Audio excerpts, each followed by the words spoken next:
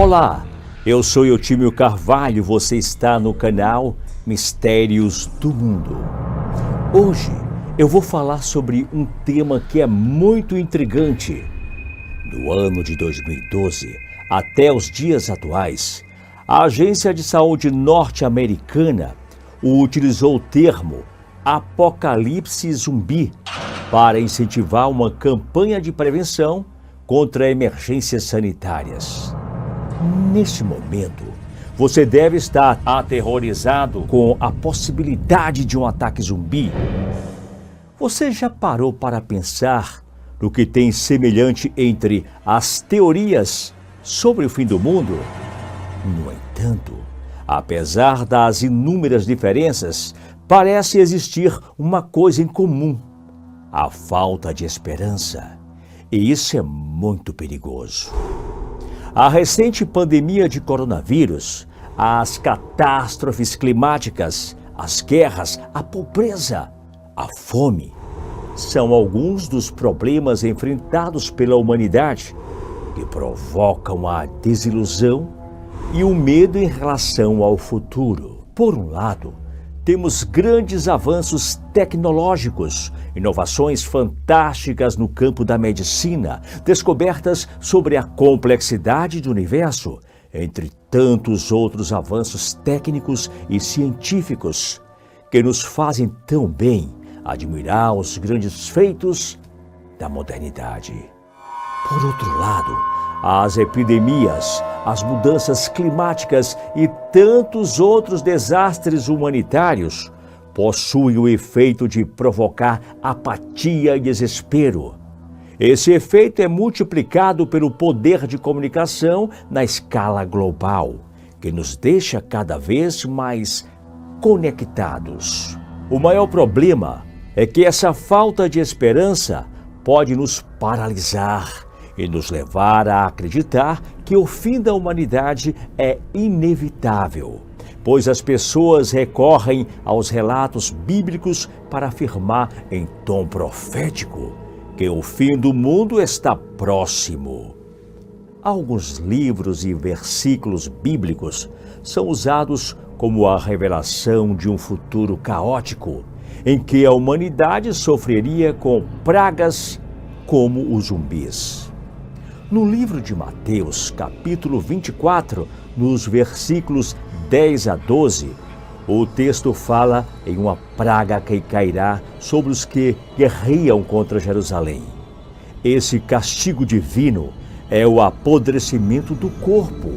Enquanto isso, no livro do Apocalipse, capítulo 9, no versículo 6, está escrito que os homens buscarão a morte, mas a morte fugirá deles. Outros trechos também falam em praga de castigos divinos, em cenários de fome, de guerra, em que os homens não terão piedade um pelo outro. Que essas narrativas bíblicas existem, nós já sabíamos. A questão é que hoje em dia muita gente tem interpretado algumas dessas pragas como o apodrecimento da carne, a busca pela morte, como um ataque de zumbis. Mas será que isso realmente existirá? Talvez até exista alguma semelhança, porém, isso não quer dizer que zumbis existem ou que um dia chegarão a existir. A questão principal que nos salta aos olhos é por que os zumbis chamam tanta nossa atenção. Lembra que eu falei que a Agência de Saúde norte-americana utilizou o termo apocalipse zumbi em uma de suas campanhas? Isso não significa o alerta para um ataque de monstros.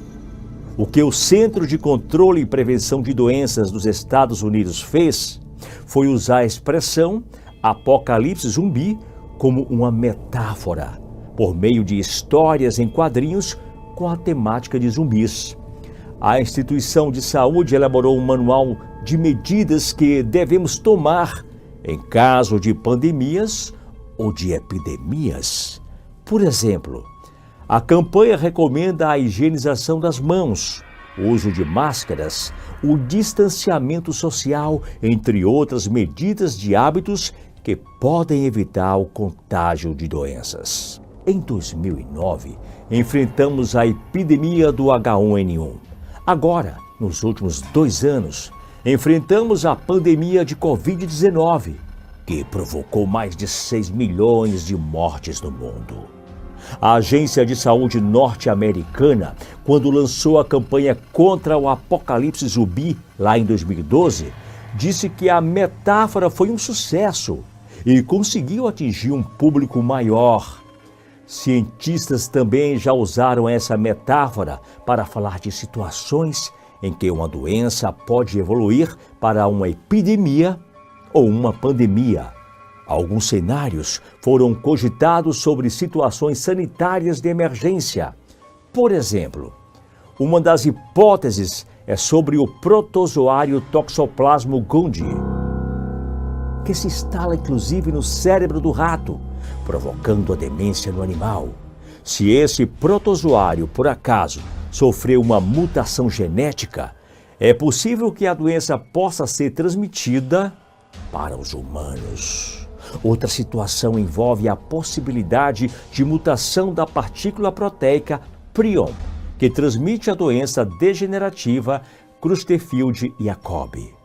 Apesar da enfermidade ser rara e de forma de transmissão de proteína não ser bem conhecida, as possibilidades de mutação do agente transmissor não são consideradas pequenas. Além disso, os sintomas são preocupantes. Delírios, músculos contorcidos e andanças sem coordenação motora.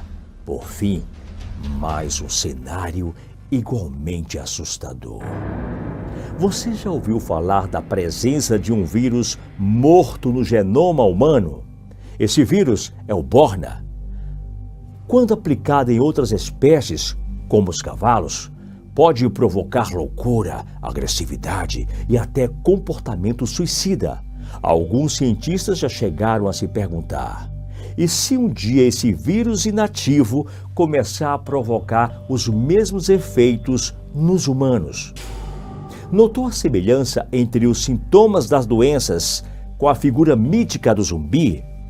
Perda de consciência, degeneração do corpo, desequilíbrio, entre outras características tão comumente associadas à figura do zumbi. O uso da metáfora ao falar de epidemias e diversos tipos de doenças é um dos exemplos de como as histórias de zumbis são aterrorizantes. Mas você sabe o que significa a palavra zumbi? E como surgiram as lendas sobre essa figura mítica? Isso tem uma explicação. A palavra zumbi tem origem nas línguas da África Ocidental, no idioma Mitsuaro-Tugabão.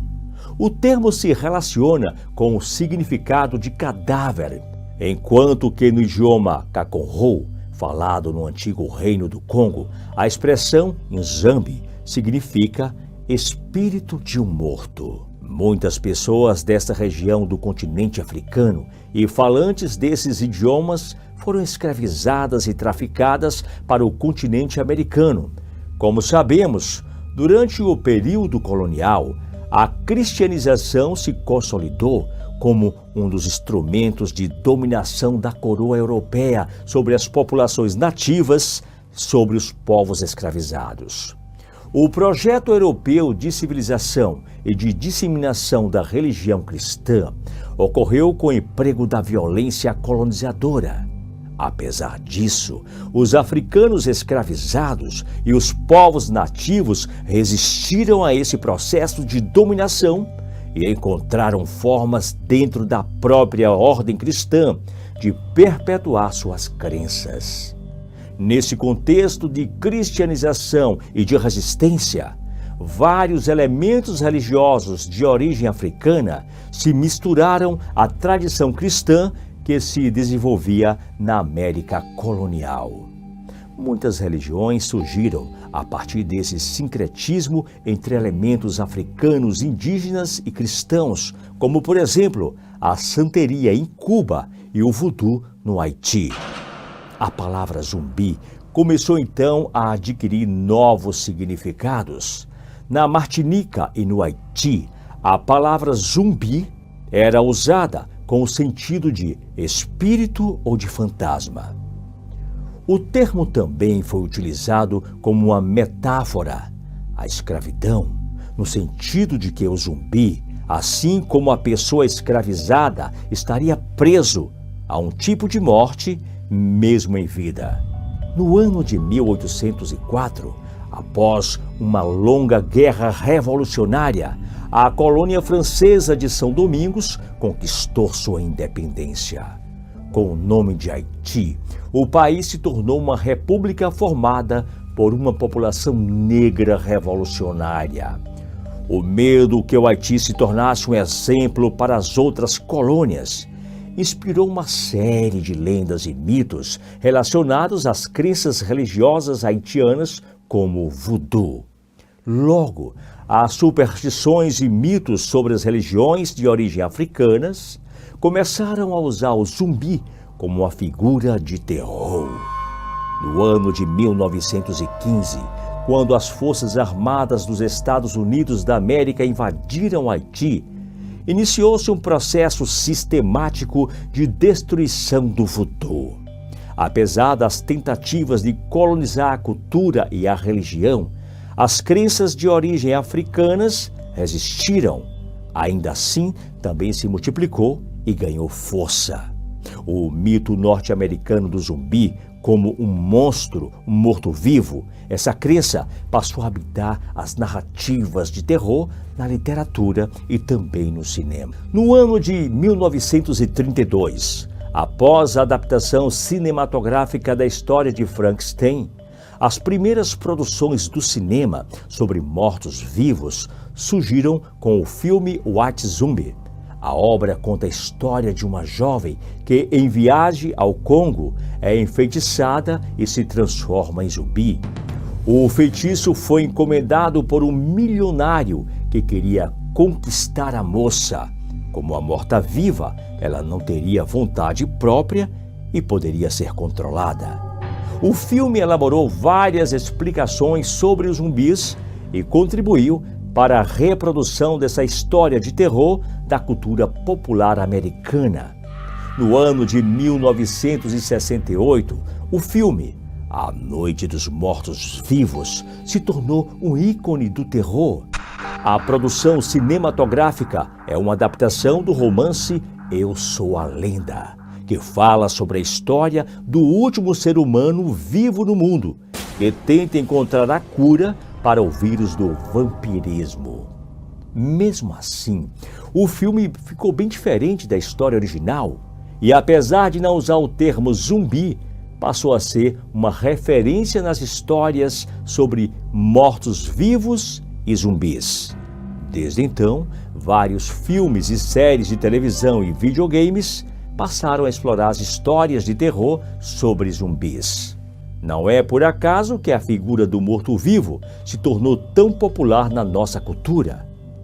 Espero que tenha gostado de ouvir um pouco sobre as origens dos mitos e metáforas que envolvem zumbis e o apocalipse.